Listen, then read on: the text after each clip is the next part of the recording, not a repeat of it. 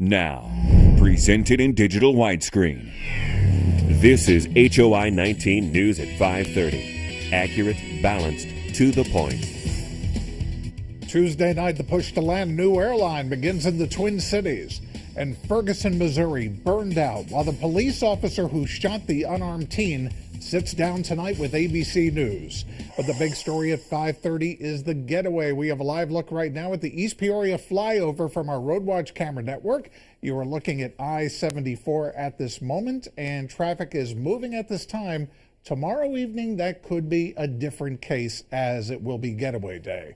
Now, this Thanksgiving holiday is going to have the most travelers since the recession. AAA is expecting more than 46 million people to get out of their hometowns, mostly by car. Some have already left for their destinations to beat the rush, like Carol Norton of Iowa. I'm trying to get there early, and you never know what the weather's going to be like, so I thought I'd leave early. About 3.5 million people are going to be traveling by plane. But will the skies be friendly to those of us here on terra firma? Chuck Collins in with the answer. Chuck. Well, we've got some snow showers tomorrow, Eric, to deal with about this time, but we'll be in the warm air sector, so it'll be a moisture-laden snow. It'll lay down a little bit of accumulation, but it could cause some travel problems as far as visibility is concerned, but it doesn't look like it'll cause a lot. A few clouds out there. We'll call it partly cloudy overnight. Clouds start increasing tomorrow as this little clipper system comes our way. And temperatures right now, 28 at the airport, 27 in Bloomington normal, so a cold day. Our temperatures will be like calories this time of the year, up and down over the next several days. We'll check out cloudy skies in the morning with 23. Then we'll see some snow showers tomorrow afternoon, tomorrow evening, minor accumulations. Big travel problems could be in the northeast with a storm headed that direction. Otherwise, should be pretty good for us, but a cold turkey day ahead. But warming up on the weekend. I'll talk more about that in just a couple of minutes, Eric. All right, but I don't think there's any down with calories, by the way. Now, gas prices are down and consumer confidence is up, seem to be catalysts for more Thanksgiving travel this year. HOI-19's Roseanne Aragon live tonight in Peoria. Ro. Eric, I'm here just outside I-74 in downtown Peoria, and as you can see right now, there are no cars, but there were, and there have been for a half hour. Gas this year is 40 cents lower than it was last year, and these drivers and travelers couldn't be happier. Not that much money right now, so when gas prices are cheap, it's pretty nice. Especially since almost 90% of travelers will be hitting the road. Consumers across the U.S. are saving $250 million a day on gas prices. It makes a big difference. It's so hard, keeping up with the gas prices in Chicago, and then here it's so much cheaper, so much cheaper. And experts say it's also good news for a slowly improving economy. When there's a drop in the price of one good, we have income and substitution effects. Because we have more real income, more disposable income, we'll buy more gas and travel more, but also we'll buy other things. Experts say if gas prices stay at their current levels, that would leave an extra $100 in consumers' wallets. An estimated $40 billion boost to consumer spending each year, a win-win for consumers and retailers. We can spend more on groceries, which is kind of nice. We can go out to dinner once in a while, the wife and the kids. That's kind of nice too. Well, it's always good to have more money, but the economist I spoke with says that in general the economy has been improving, and a major factor of that is because of a rise in consumer confidence. Reporting live in Peoria, I'm Roseanne Aragon. Eric, back to you. All right, Ro, and thank you for the understatement of the year.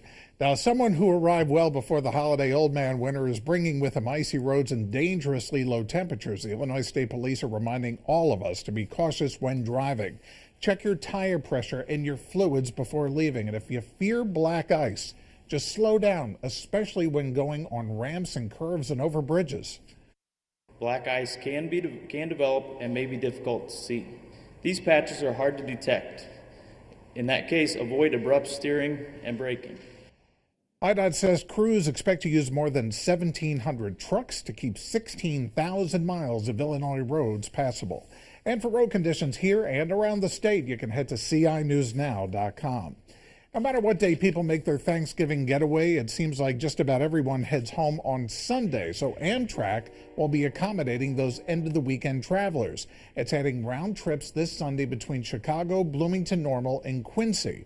Amtrak will be moving some of its usual departure times to squeeze in the extra runs, so the railroad advises to check the schedule and book tickets early. Also, if you're in Peoria and you plan to take Amtrak from the Twin Cities, Peoria Charter Coach has a new schedule to take you to Uptown Station. Now what? The question tonight at the Bloomington Airport. As we reported yesterday, Frontier Airlines is pulling out for good in April. And as HOI-19's Denise Jackson tells us, she has a look at how this is going to affect the community and the region. Finding deals comes easy for business owner and frequent traveler Dick Smith. The Bloomington Normal retailer says he will miss cheap fares when Frontier Airlines pulls out of the Twin Cities next year. I thought they were reasonable at the time I booked them. They would always send you, if you signed up, they'd send you the notices when something was good coming on, and it was commensurate with your time schedule. Good chance to take advantage of it. Next April, Frontier Airlines will eliminate service at 24 airports around the country, including Bloomington. 2 years ago, when Frontier came to the Twin Cities, the McLean County Chamber of Commerce, public and private investors created a fund to protect it from financial loss. With its success, Frontier never had to use the money, but the chamber president says they would like to see another airline fill the void. As a business committee, and specific from the chamber's perspective, we stand armed and ready to help them and aid in that conversation in any way possible that we can. As airlines scale back or restructure, airports like Sarah are competing to attract more travelers. And with a $10 million luggage screening project set to debut in February, Sarah is adding amenities to its facility in an effort to keep passengers and airlines coming. In Bloomington, I'm Denise Jackson reporting. The FAA, meanwhile, is revamping its air traffic control systems to prevent a shutdown similar to the one that happened in Aurora. A contract worker set fire to communications equipment at the Regional Control Center in Aurora in September. It took millions of dollars and more than 2 weeks to repair the damage. The FAA says it's working to reduce its response time to a major facility outage from days to hours. At HOI-19 News follow-up, now a Peoria man is charged in the death of a Dunlap man. Police say 23-year-old Calvin Kramer hit Robert Gilder with his car Saturday night in Mackinac. He is charged with failure to reduce speed and leaving the scene of a deadly accident. The Tazewell County Sheriff says Kramer called their office about an hour after the accident, saying he hit a man near Fast Avenue and Park Trail Road. The investigation continues. At a follow-up to yesterday's deadly two-car crash in Knox County happened near the Galesburg exit on 74. Police say Jacob Diaz of Metamora hit the rear end of a pickup that was driven by John Droke of Henderson. Diaz died of his injuries. Hoke is in serious but stable condition tonight at OSF St. Francis. No tickets were issued. Police say weather caused the crash. And we now have the name of the man who was killed in a McLean County wreck yesterday, Route 9 near 122 west of Bloomington. The coroner says 19-year-old Andrew Ayler of Danvers died of multiple blunt force injuries when his car crossed the center line and smashed into a semi. Toxicology tests have been ordered. The crash remains under investigation. A relative in Ferguson, Missouri right now after violent and explosive protests erupted following the decision not to indict police officer Darren Wilson. Protesters looted and burned businesses after the announcement last night. They also set police cars on fires, threw bricks at officers who responded by hurling tear gas to try and disperse the crowds. One person died. One policeman was shot in the arm. More than 60 people were arrested. ABC's World News Tonight will have an exclusive interview tonight with Officer Darren Wilson. You can see it right here only on HOI-19 at 6 immediately following this newscast. There appears to be less violent crime in the city of Peoria, but it does not mean the war is over for the police. Gun-related deaths are down by 60% this year, and police want to keep that trend going by mastering 3 major programs. In the meantime, they hope to restore their public image following issues with the previous police chief, Steve Settingsgard. We can't control misconceptions sometimes, and so what we simply have to do is continue to do the best we can do and make those judgment calls based on common sense, based on fact, and based on what I would want somebody to do if they were in that situation, making that call. Coming up on HOI-19 News tonight at 10, we're going to take you deep inside the Peoria Police Department. In a special report, we're going to see what police are doing to ensure safety and what secret weapons they plan to use to help prevent future crime.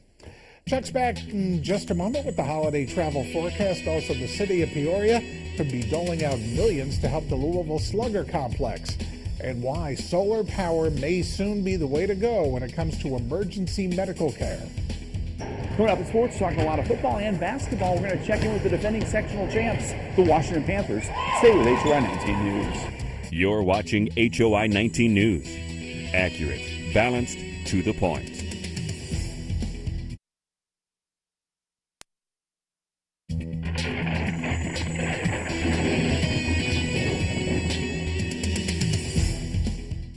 All right, everybody, it's cold out there, and temperatures will be up and down over the next several days. We're headed for a cold turkey day as well. The Avanti's Cam, downtown Peoria. Unity Point Health Methodist, a little bit of traffic out there. Let's time-lapse that from sun up, or at least sunrise. Didn't see much of the sun today. It's trying to peek out at times through that cloud mass. There's the Counter Company Cam, Tower Park and the Heights there for you. The Zoo Cam, well, the Lions, they're on the cold weather. They just don't have to keep them out in very deep snow or any snow situations. Farmer State Bank Cam on the square in Elmwood showing you a little bit of sun this morning. And the Heritage Health Cam on top of the Telecourier Communications Tower in downtown Bloomington. Weather headlines shape up like this, so we've got up and down temperatures coming our way. A few getaway snow showers about this time tomorrow, a cold Thanksgiving, milder Black Friday. And wouldn't you know it, we're back in the mid-50s on the weekend, at least the first half of the weekend, and 50s coming our way, maybe near 60 next week. Took it on the chin today, 31 the high, that's 14 degrees below the normal, 21 is where we started. So, yeah, these temperatures are up and down, but we don't see any sustained cold air situations like we saw last winter, and we don't see numerous snow producers coming our way either. 28 in Peoria, the wind chill is 28, so that means there's no wind chill out there. The winds are calm for a change. Twin Cities, you're looking at 27, a little bit of a wind chill, west winds at 6. Area temperatures running 25 to about 31. Skies are starting to clear out a little bit. We'll call it partly cloudy overnight. The clouds pick up in the morning ahead of another clipper coming our way. And the wind speeds, well, they've died down considerably. 38 in St. Louis, 22 in Chicago. We have a warm front out to our west, and that's associated with a fast-moving clipper coming our way. That'll give us some snow showers in here tomorrow. Satellite radar, the clouds are thinning out. We're looking upstream at a couple of pieces of energy on the national perspective. One piece right here will go north. This one right here will go south, and the one we're watching is in Big Sky Country, and that'll be in here tomorrow afternoon. And as it comes our way, it looks like some snow showers. Minor accumulations will be in the warm air sector, so it'll be a moisture-laden big flake snow, if you will, with temperatures in the mid-30s to the upper 30s at snow time. This is 1 o'clock tomorrow afternoon. Snow starts in here, that's 6 o'clock. In the evening, that's out of here. Then another slug of cold air comes our way Thursday. But we start moderating things a little bit Friday, and especially for the weekend ahead of another system. That'll be a dry cold front on Sunday. So partly cloudy skies tonight, light winds, not too cold out there since the winds will be light. Now those are cold temperatures for this time of the year, but it won't feel as cold. Upper teens, low 20s. Then tomorrow, mostly cloudy skies, some snow showers, not too cold, 36 to 40. Southeasterly winds at 5 to 10. Now here's the rest of the 7 days. We'll go with a cold to Thanksgiving and 27. It'll be dry. It'll be dry on Friday for Black Friday and the Santa Parade, and a little bit cold to start, but a nice recovery to 41. And then 55 Saturday. We take another downhill slide to the 30s Monday, back to the mid-50s Tuesday and Wednesday with some rain next week as well. So up and down, in and out like our waistlines this time of the year are the temperatures. Working on mine right now. It's just big amusement park roller coaster. Still ahead, preview of the upcoming ABC exclusive interview with Ferguson police officer Darren Wilson. And Jim's going to preview the Heart of Illinois basketball tournament that has sent dozens of players to the NBA.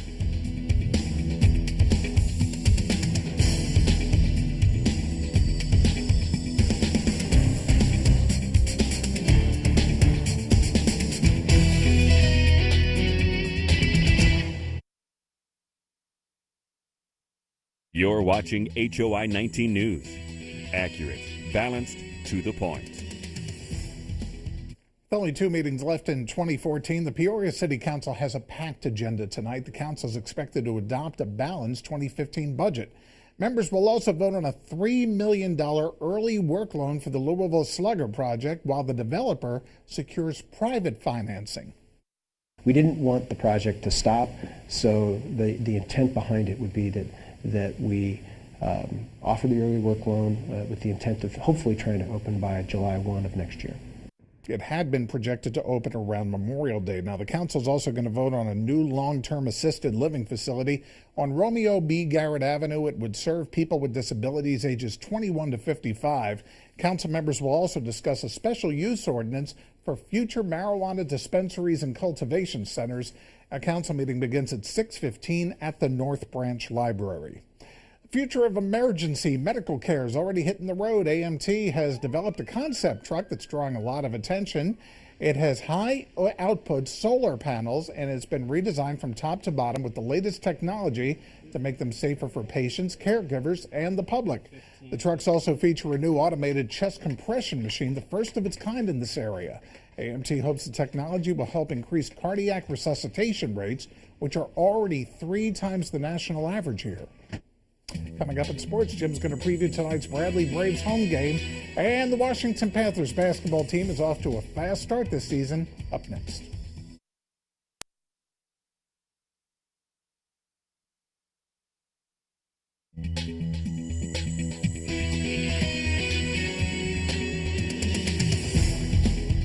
Hello, Heart of Illinois. The Bradley Braves face another no-name opponent tonight, but this no-name team has plenty of game. Bradley hosting Texas A&M Corpus Christi.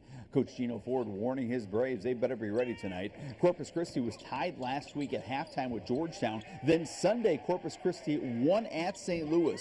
Tip-off time tonight for the Braves and the Islanders is 7 p.m. at Carver Arena. Highlights on Sports Final. Illinois coach John Gross saw his team struggle for one half last night. The Illini trailed Brown at halftime. In the second half, the Illini blew out their Ivy League opponent. Aaron Cosby leading the way with 18 points. Rayvonte Rice slam dunking his way to 15 points. Gross says the Illini hopefully learned a lesson in the first half. And then all of a sudden you know, not as dialed in as you need to be. You know, we needed some guys got humbled a little bit. That's good. It's good for them. To high school hoops, the Washington Panthers have one goal this year. The Lady Panthers want to win one more game in the postseason. The Washington Panthers begin this year with a lot of talent back and a lot of momentum back from last season. Washington made it to the state Elite 8 a year ago. A lot of that excitement returns this year to the Panther Den. Well, I think the main thing that carries over is just our level of expectations and kind of our standard of excellence that we set last year. I think now the girls know what it takes to succeed. Definitely something that carries over from last year is how hard we worked and how good we worked as a team. And even though we lost 6 seniors, we still have a great team this year. I think we definitely have the potential to be even better. We lose a lot of depth, so we need some girls to step up leadership-wise, but we have a few returning players that I'm expecting really big things out of. The Panthers are fired up about what happened last season, but also motivated by what happened at the end of last season. Washington's final game was a loss, 1 win short of Redbird Arena in the state finals. That one game against Joliet Catholic, man, that was a good game, but sad that we were on the losing end of it. But maybe this year we'll be able to get all the way to Redbird Arena. Obviously, it's such a desire to get there, but we lost to such a quality opponent. But that kind of showed us too where we need to be in order to reach that goal. The Panthers already have one title this year. Last week they were 4-0 and won the Pontiac tip-off tournament. This week, the action at Washington High School will be way above the rim. The annual Washington Tournament of Champions tips off tonight. This is the nation's best Thanksgiving tournament, now in its 9th year. Dozens of players have gone from this tournament to the NBA, and that won't change this year. Well, one of the most unique parts about this year's tournament is we have one of the elite seniors, juniors, sophomores, and freshmen, and we even have the best 8th grader in the nation playing in this year's event. The tourney tips off with 3 games tonight at Washington High School and continues all week through Saturday.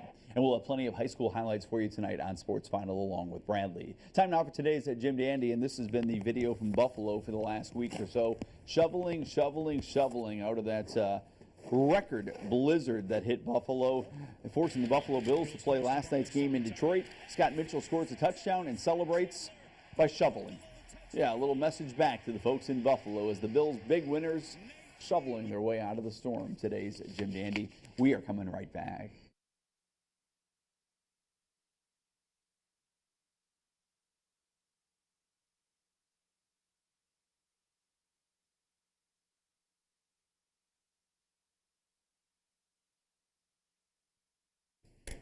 Well, partly cloudy skies tonight. The winds have calmed down, so no wind chills to speak of. The radar is quiet now, but about this time tomorrow, we'll see some snow showers pushing through the area. Little clipper making its way through. Right now, 28 at the airport in Peoria, 27 at the Central Illinois Regional Airport in Bloomington. Our temperature is running 23 to about 33 area-wide. Planning your day tomorrow. Plan on mostly cloudy skies in the morning, then some snow showers tomorrow afternoon and tomorrow evening. A cold Thanksgiving. We start rebounding to the mid-50s by the weekend, especially on Saturday. Eric? All right, Chuck. We have a reminder right now that in just a moment, ABC's World News Tonight will have an exclusive interview with Ferguson police officer Darren Wilson. Here's a preview. He said, Officer Wilson, that he was always in fear for his life, that Michael Brown reached into his car, grabbed for his gun, that Michael Brown did not put his hands up and try to surrender, instead that he charged him, that he was in fear for his life and therefore shot Michael Brown. While he said he was sorry for the loss of life that day, he would not do anything different. He said he had a clean conscience over his actions on that day and that he was simply doing his job. And that will be coming up next, along with all the news from Ferguson on World News Tonight. HOI-19 News continues at 10, and we are always on at CINewsNow.com. Hope you enjoy your evening. It's been a pleasure.